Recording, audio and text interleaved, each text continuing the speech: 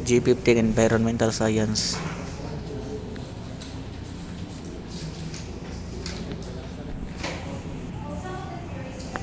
So what do you think are the environment, science, biology, and environmental science? Let us hear from Bedania. What is science for you, Mr. Bedania? For me, sir, science is about technology. Technology. But then again, kay i-mention na siya body of knowledge kasi kasabot, ano ibig sabihin ng body of knowledge? It's not about technology, but body of knowledge man siya. So anong ibig sabihin ng body of knowledge? Para sa mga sir, sa technology is duha siya ang positive and negative for you. Ang positive is ginapadali sa technology ang mga buhat ng tao. Again, correct ka ha. We're not talking about technology. Body of knowledge. Anong ibig sabihin ng body of knowledge? Body means what? Oh, for example, ikaw, nakailawas ka lang. Okay. Kung ikaw tao, unsa man ang naan na kay body of knowledge man, so unsa ang naa sa imong kaugalingon? Tell me. Ha? Your personality. What else?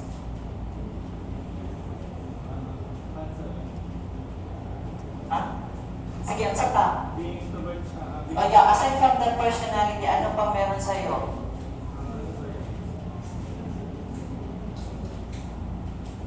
Kasi body of knowledge, kita considered as a body of knowledge.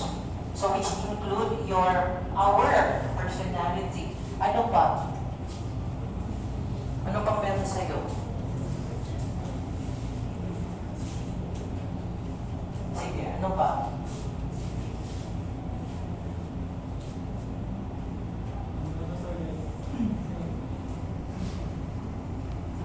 You said somehow help us to, theories help us to produce, what we call the technology. So, hindi lang siya yun. Hindi siya ibig sabihin na kung pag-usapan natin ng science technology, it's about a body. Kaya siya tinatawag na body of knowledge because we learn a lot from it. Second, ecology. Okay, let us hear from Sharon, the little apple. What is an ecology for you? Oh, sige. But ang meaning, anak, ay interaction of organism. What does it mean? Interaction lang siya. How do you interact with your girlfriend? Wala.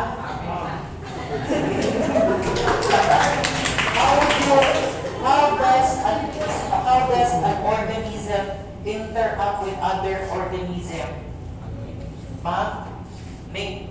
O sige. Anong mag-mate sila? Tungod kay? Para maka-produce. And? Okay, para maka-produce. What if kung dili sila ganahan sa isa't isa? Find another. Find another. Okay, sige. Very good. And you may now take your seat. Okay, so with that, when we talk about the interaction, we're actually interaction between two organisms. Meaning is, natay mga tinatawag na mga symbiotic relationship. So we have mutualism, yung sabi na mag-mate daw, kahit ka na nagkasinabdanay, o they have this what we call a mutual relationship. However, sometimes tinapot tayo itawag na predation. So unsa man ang predation, of course, natay prey and predator. Okay? And then, napot tayo itawag na competition. Okay? Ano yung competition? Ang competition naman natin is, of course, each organism compete with the resources. Okay? So let's talk about the competition. What organism compete to each other? Let us hear from Andres Margaret. Andres. Yeah, aside from that, aside from human, how about animals competing to each other? In what aspect?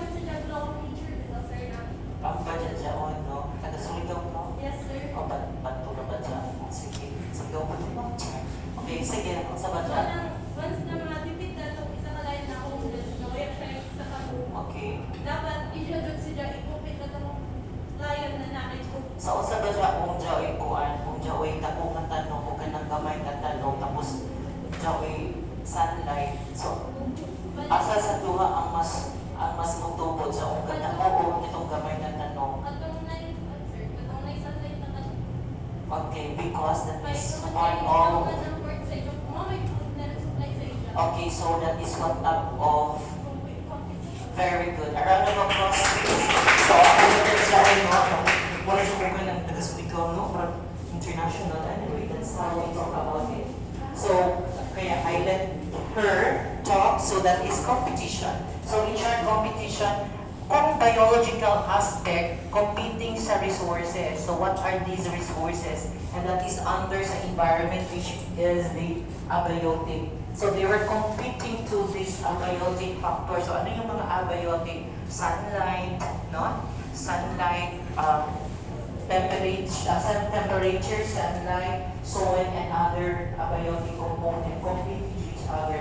Kaya nga naman, so for example, of course, kung marami tayong mga tanim dyan, at mga tanim is mag-compete yung mga iba't ibang mga hayop para lang to survive. That is also one way na magkaroon ng competition in a biological aspect. However, when you talk about in a social aspect, ang competition naman is of course in sports, games, that is in a social aspect. Bakit sinali natin ang social aspect? Kasi na, when we talk about body of knowledge, kasali si social science. So, meron pa rin siyang competition.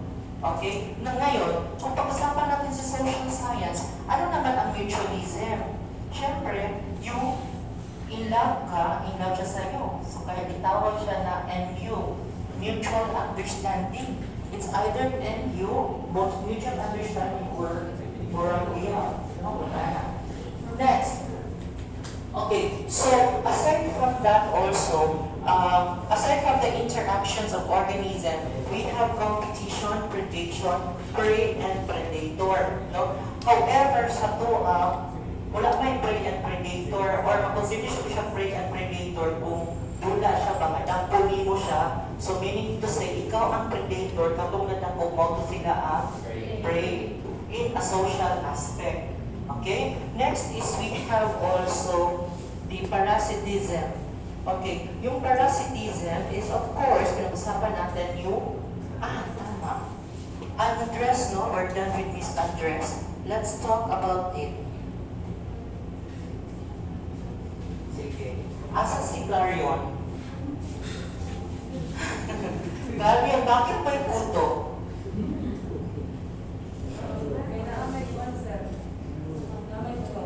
Naay? Nansa? Tapos, ang saka? Okay. Muna mo pagtuo. Oh, sige. Thank you, and you may now take your seat. Pero ano ni correct yung magpagtuo na mali na siya? Okay, bakit mali siya? Kasi when we talk about bakit may kuto, it's not because may dumi. It's because meron what? Meron tayong natawag na hosts. And that kuto, tawag natin na parasite. So meaning to say, si parasite hindi mabubuhay kung walang hosts. Hindi because dahil may dumi.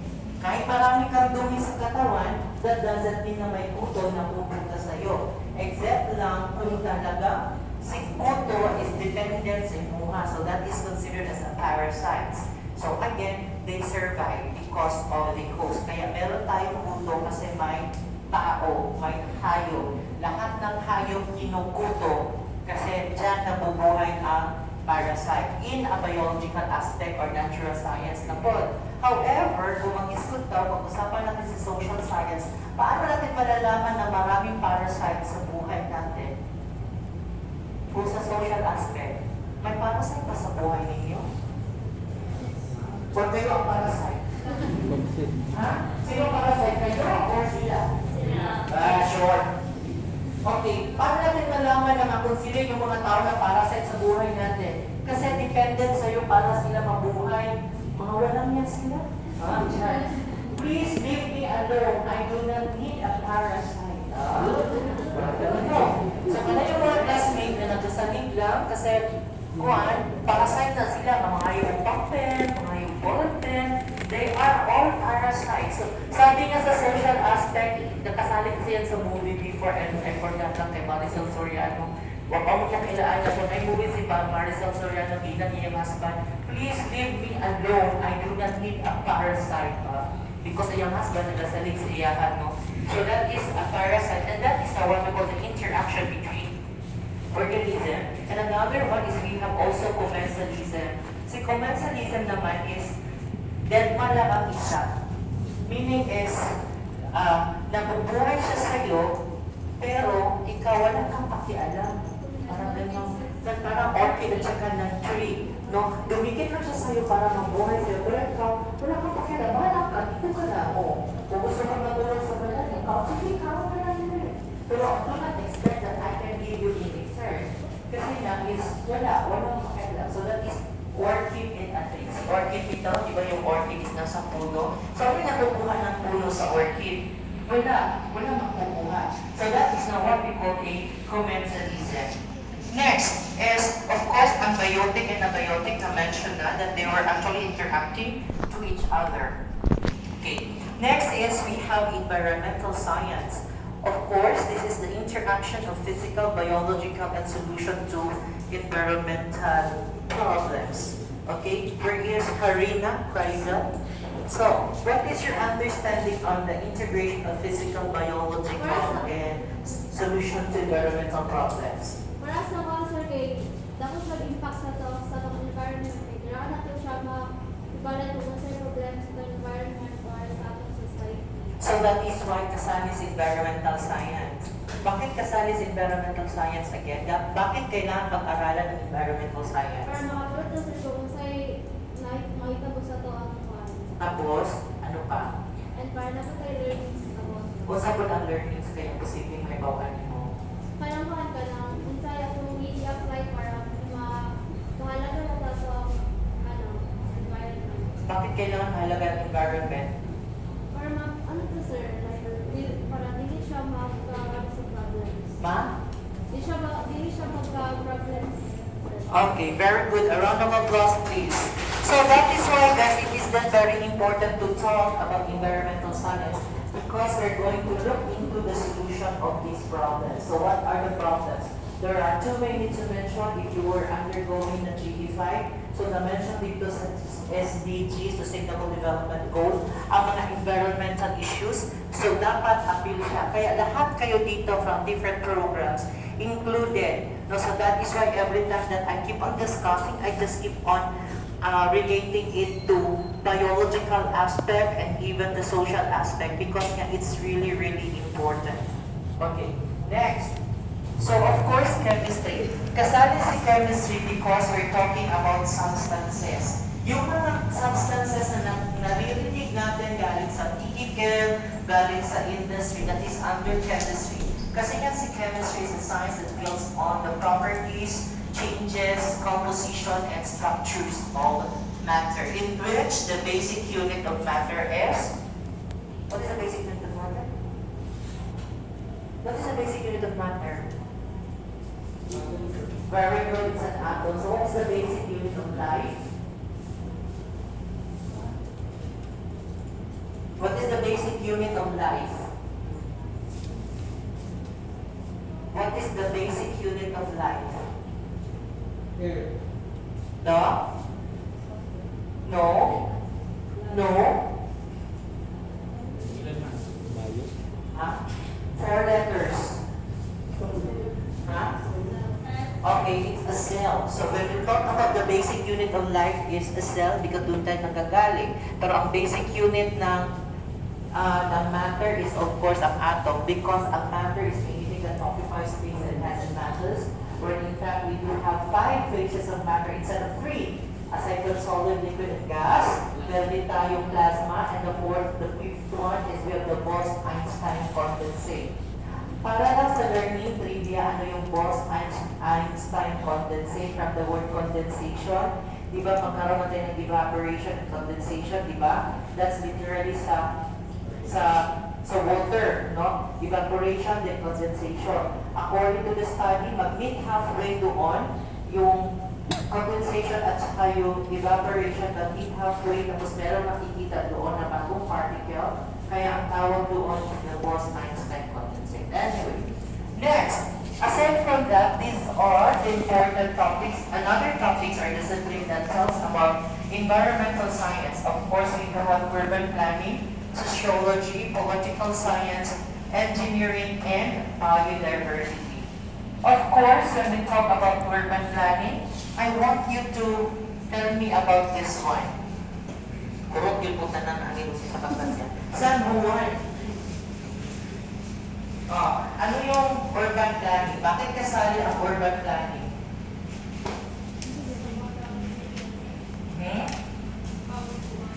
Kasi, sabi dito is development of the land. Ano yung urban planning pala? Ano yung program? Criminology ka, no? Sige, urban planning. Ano yung urban planning? Yeah, very good. Okay, development sa mga road. Pero bakit siya kasali sa environmental science?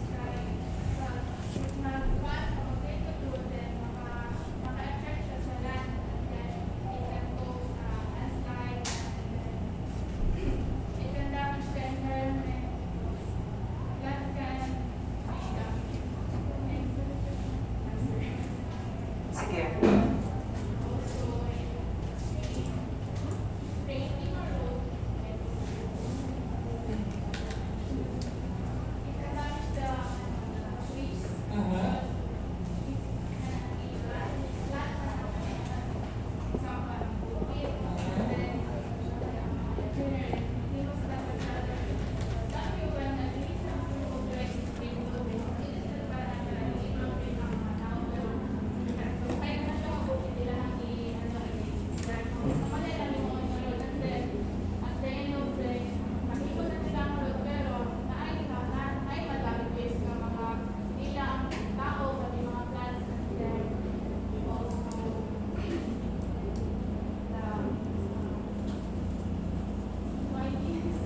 Okay, is that all? Thank you so much and a round of applause, please. So this is correct when we talk about urban planning. Planning is not, it's good, but we have also to include its effect on the environment.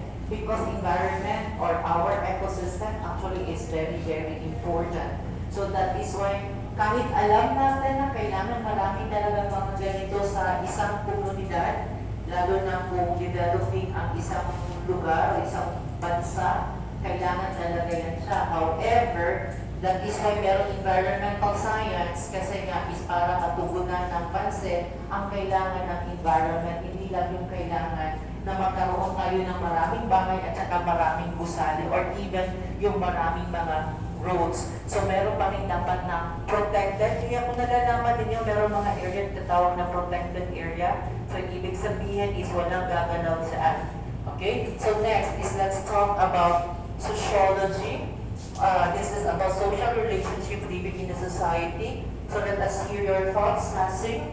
Asan to ni si Sassing? Adara. Okay, Sassing. O sa may idea ni mo, ano na-appeal si sociology sa environmental science? Sociology. Sa social relationship. Okay, sama ng social relationship ako kakinsa. So, inyo ba yung idea pag ina-align na nako na siya? Sige, gusto na siya na Nganong na-appeal man, bakit nasali ang sociology sa environmental science? Baka magtaka kayo, bakit may sociology tapos environmental science? What's its relationship?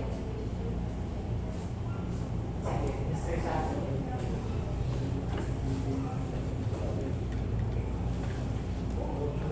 Ha? Sige, biliwa kami. Yung mga social relationship.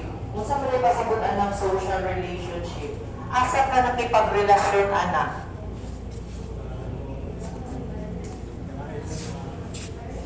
Asa ka nakipagrelasyon, anak, kung mag-isgot ang sociology sa kaningat subject? O, lagi na kay, kung mag-isgot ang relationship, uyab na yung isgutan.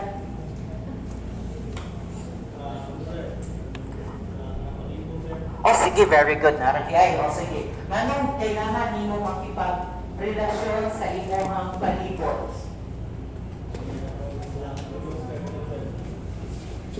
bata. Ano kailangan ka makipagrelasyon sa imuang palibot?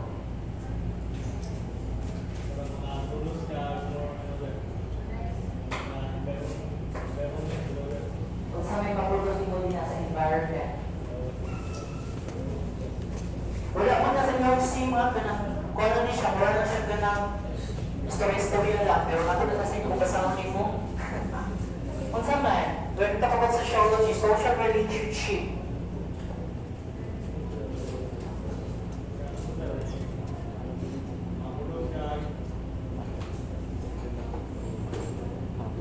Nana po kaganina, i-continue lang po siya para ma-hit na po ang connection ng sociology sa environmental science.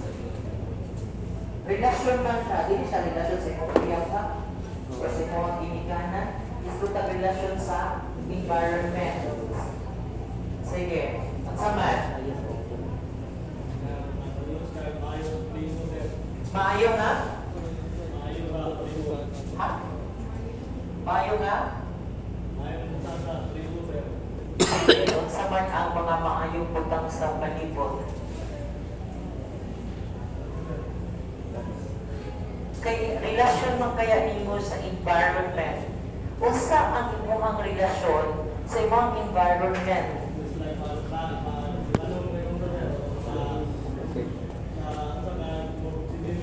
Okay, isa pa. Very good. Nana dito, isa pa. Tama din mo katulong ay kung makakana yung tanong. Wala ko, sige, sunod na lang. Kapag niya kung gusto niya before that, I really need 3 examples. Sige, sunod na lang. Sige, isa pa.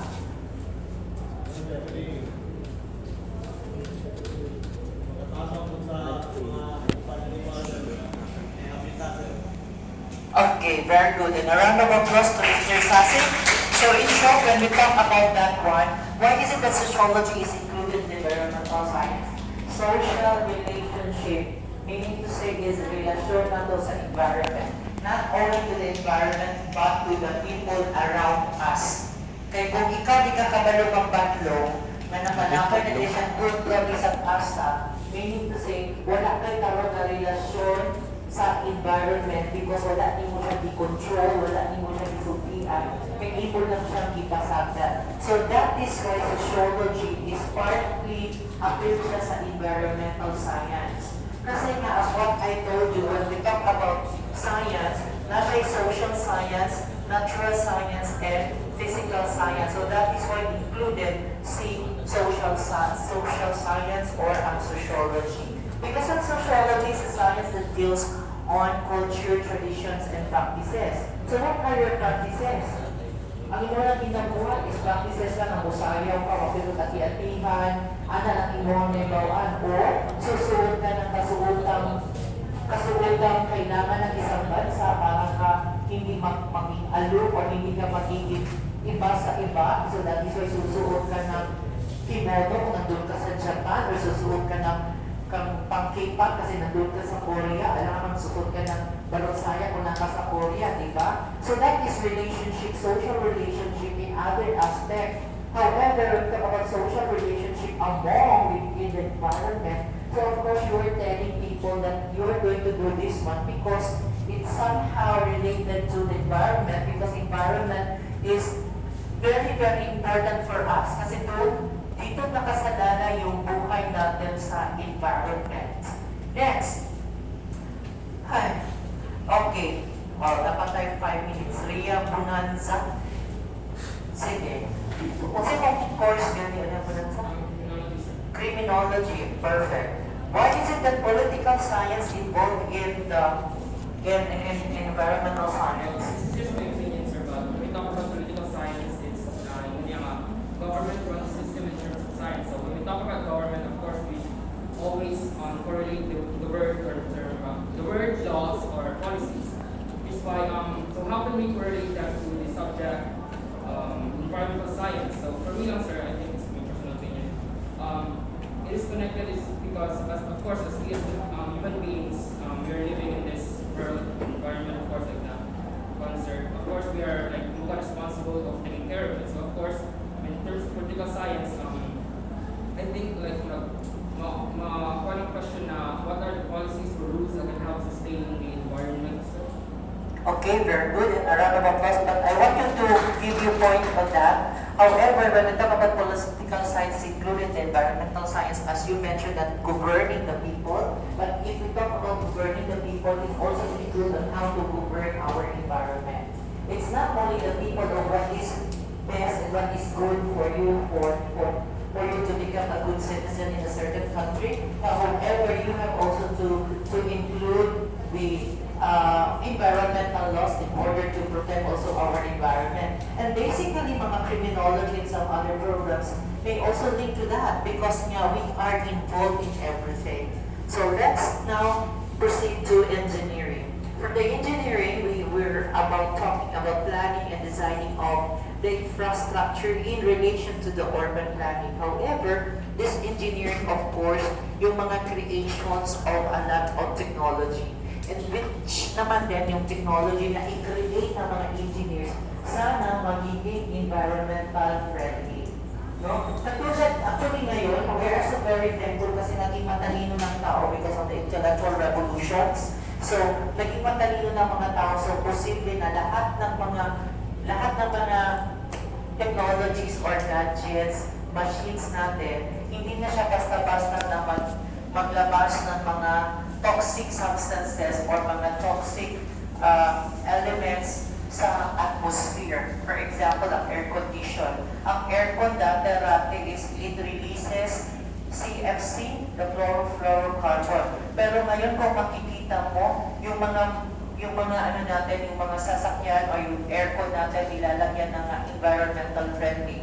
Because ibig sabihin nun, kapag we turn on that machines and that gadgets or whatever technologies that is minimal na ang release ng mga toxic substances na maka-cause ng damage sa environment. And of course, we do have also biodiversity. From the word itself, bio means life of an organism, diverse is iba-iba. So they need to say as we go on further on our topic about environmental science, pag-usapan natin kung bakit diverse. Basically, bakit diverse ang bio? Because of the abiotic component. Bakit abiotic component? Iba-iba ang temperatura sa bawat bansa. So what do you expect? Kung iba-iba ang temperatura ng bawat bansa, so what do you expect?